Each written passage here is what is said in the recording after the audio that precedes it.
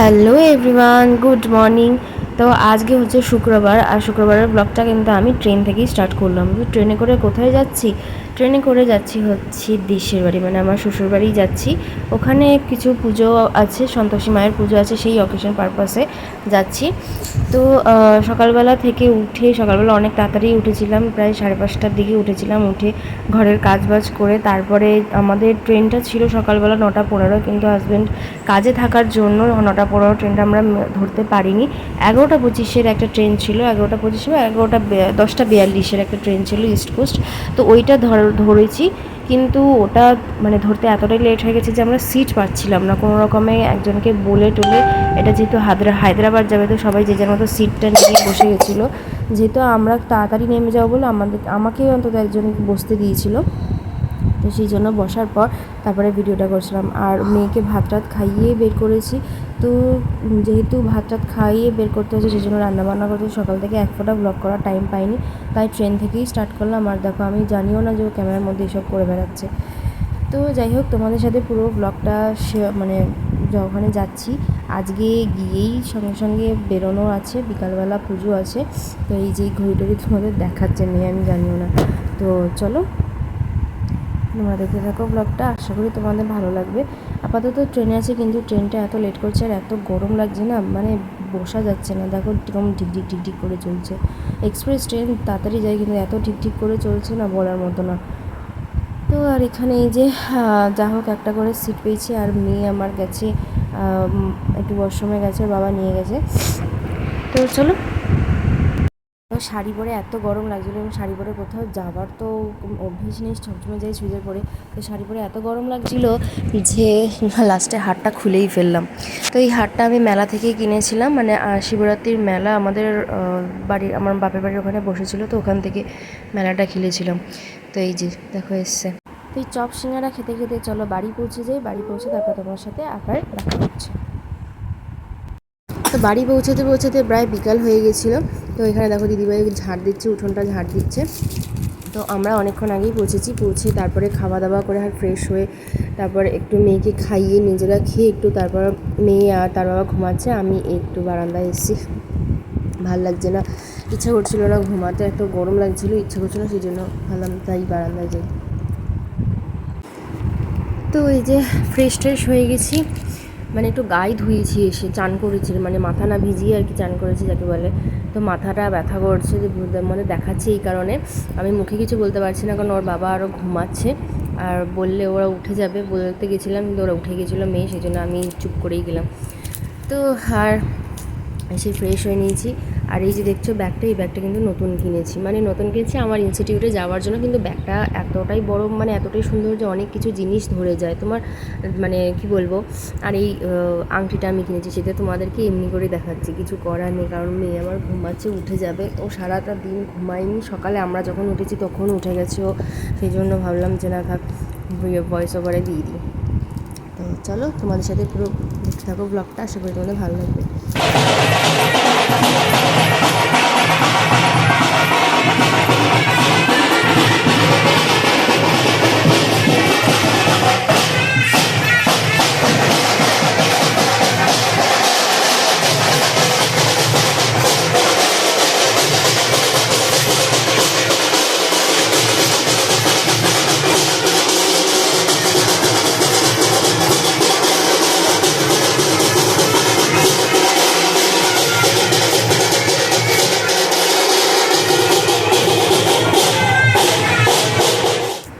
তো এখন হয়ে গেছে সন্ধ্যাবেলা, আর আমি শাশুড়িমাকে বলে রেখেছিলাম, মাকে বলে রেখেছিলাম আমি কিন্তু গেলে কিন্তু ফুচকা খাবো।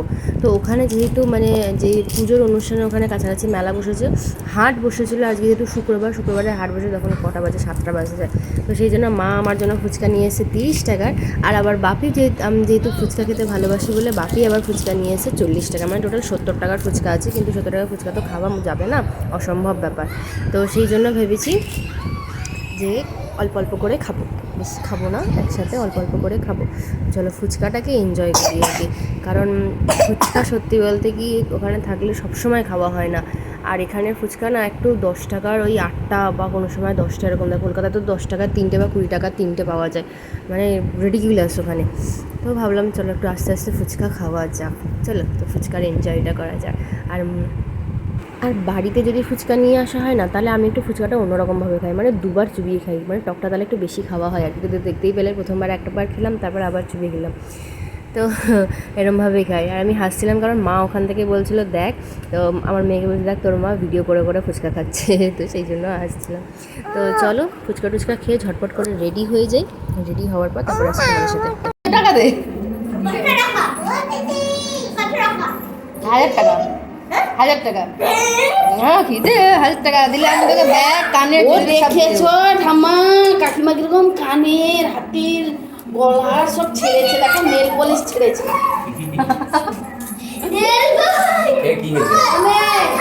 গলার কানে তো এখন বাজে হচ্ছে ঠিক সন্ধ্যে 7টা, আর এখন যাব হচ্ছে আমরা পুজোর ওখানে, মানে পুজোর এখানে সন্তোষী পুজো যে হচ্ছে বললামই, সেইখানে আমরা যাব পুজোর ওখানে। তো এখন কিছুই নেই, এখন মোটামুটি 8টা থেকে স্টার্টিং হবে, 8টা থেকে আরতি হবে, তারপর কি বাতাসা মানে ছুঁড়ে যে সেইগুলো সব অকেশন হবে, মেলা বসেছে, তবে মেলা অতটা বড় না, মেলা বসেছে, পুজো হবে, তো সব কিছু তোমাদের সাথে আমি শেয়ার অবশ্যই করব।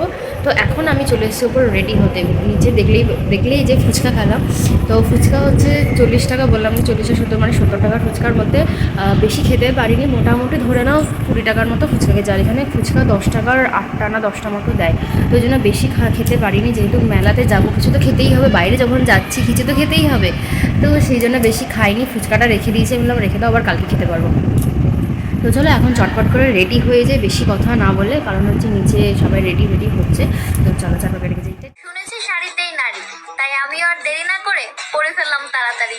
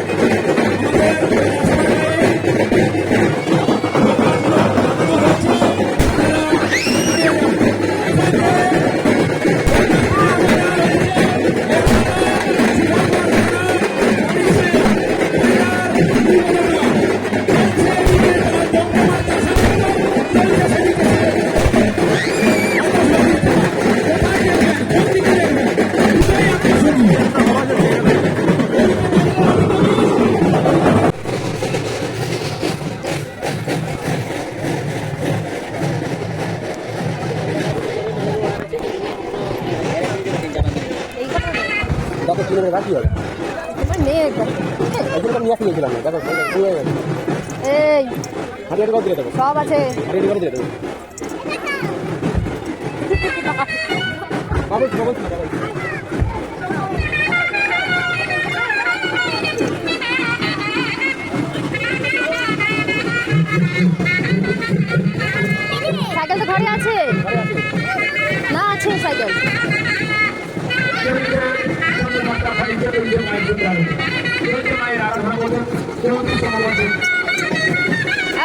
ওদিকে আছে দেখবো তো, ওদিকে আছে আসবে।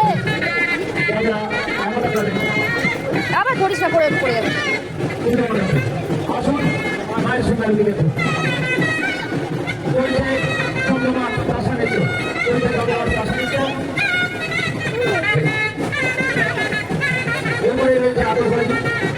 তারপরে রয়েছে পাতা ফল।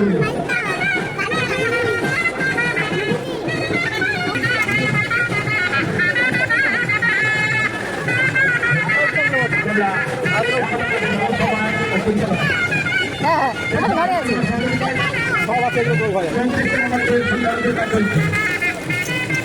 একটা কিনে দিলে হবে না।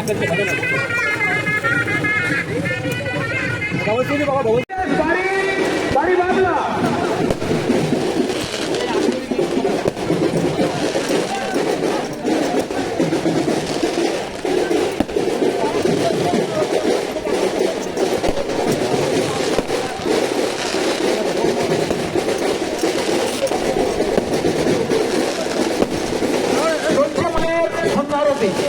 চলছে মায়ের সন্ধ্যারতি, চলছে ভাষা নৃত্য, চলছে আতশবাজি, তারপরেই রয়েছে বাতাসা হরিলুট।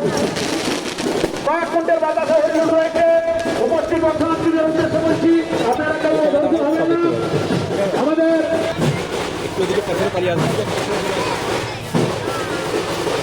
এই দেখো মা, হ্যালো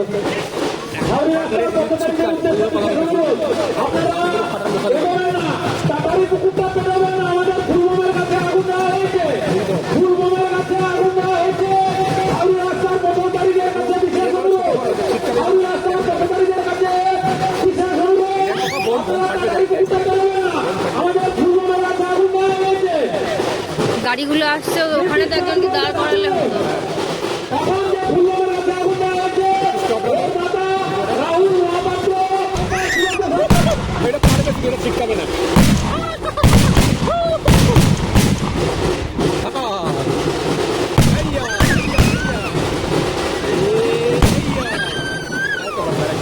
না আর হবে না।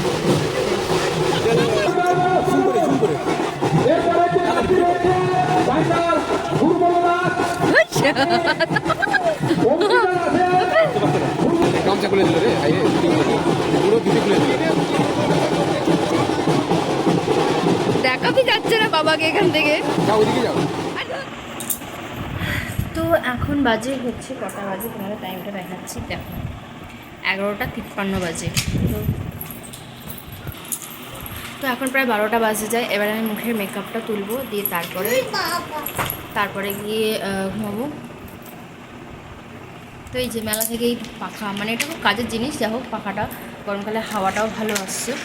তো এটা একটা কিনেছে। আর ওখানে খেলনাগুলোর যা মানে যেভাবে লুটে নিচ্ছে ওখানে খেলনাগুলো, যেগুলো আমি এখানে শিবরাত্রি মেলা বসে আমার মায়ের বাড়ির ওখানে। তো শিবরাত্রি মেলা যেগুলো 15 টাকা করে বিক্রি করছে, সেগুলো এখানে 80 টাকা 100 টাকা এরকম দাম দিয়ে বিক্রি করছে। তো যাই হোক, আজকে পুজোটা মানে এই প্রথম আমি শ্বশুরবাড়িতে সন্তোষী পুজো দেখলাম। মানে যত বছর বিয়ে হয়েছে আমি কোনো বছরই দেখি না, কোনো বছর আসা হয় না আর কি। আগের বছর ছিলাম, কিন্তু আগের বছর কোনো একটা আমি মানে কারণে একটু চলে যেতে হয়েছিলো, মানে পুজোর আগের দিনে আমি চলে গেছিলাম। কিন্তু এবছর পুজোতে ফাইনালি দেখতে পেলাম, তোমাদেরকেও দেখালাম যে কী কী হচ্ছে ওখানে। তো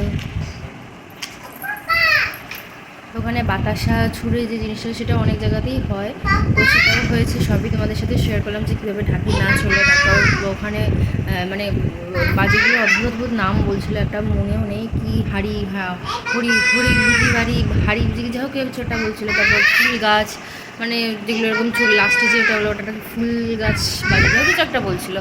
তো অত তো আমি জানি না। তো যাই হোক, আজকে ভিডিওটা কেমন লাগলো তোমরা অবশ্যই জানিও। আর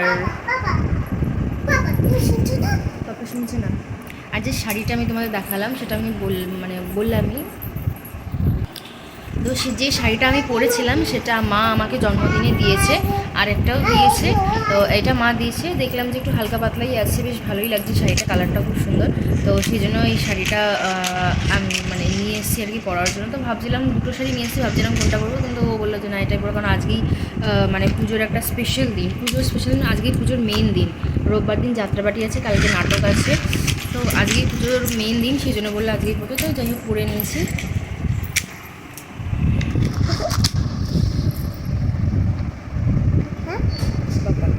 তো চলুন আজকের মতো ভিডিওটা আমি এখানেই শেষ করছি, আর এখানের অবস্থাটা কাছে মানে এইরকম অবস্থা হয়েছে, এখন ঘুমাতে পারলে বাচ্চি, মুখে মেকআপটা তুলে ঘুমাতে পারলে বাচ্চি বাবা। তো চলো আজকের মতো ভিডিওটা আমি এখানেই শেষ করছি, আশা করি তোমাদের ভালো লেগেছে ভিডিওটা। তো কেমন লাগলো আমাকে অবশ্যই জানিও, আর আমাদেরকে কীরকম লাগছিলো সেটাও আমাকে অবশ্যই জানিও। তো চলো এখনকার মতো tata, bye bye, good night.